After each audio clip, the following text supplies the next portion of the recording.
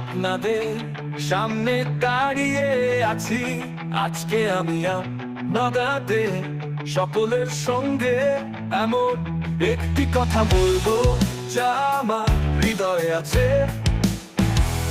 এবারের সংগ্রাম মুক্তির সংগ্রাম, এবারের সংগ্রাম স্বাধীনতার সংগ্রাম। আমি এক ফোঁটা রক্ত ঝরাতে চাই না, আমি চাই একটি স্বাধীন বাংলাদেশ। আজ আমি আপনাদের সংগ্রাম, মোদের সংগ্রাম। আজ আমি আপনাদের সামনে একটি ঘোষণা দিতে এসেছি।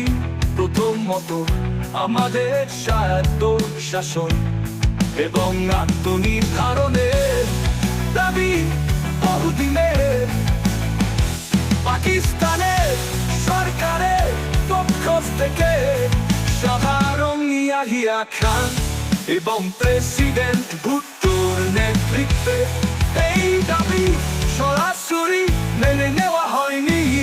তাহলে আমি বলছি, বাংলাদেশ জাতির কাছে আমাদের প্রস্তুত থাকতে হবে।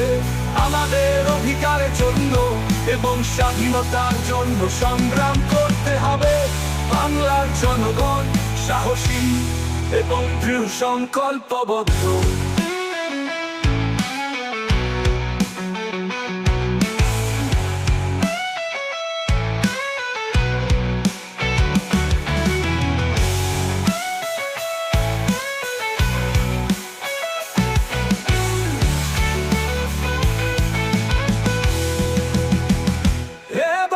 সংগ্রাম মুক্তির সংগ্রাম,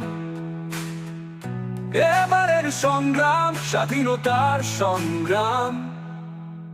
ভাই ও বোনেরা, আমি আপনাদের কথা দিচ্ছি যে আমরা আমাদের লক্ষ্য অর্জন না হওয়া পর্যন্ত বিশ্রাম নেব না। সাহস এবং দৃঢ় সংকল্প নিয়ে এগিয়ে চলুন।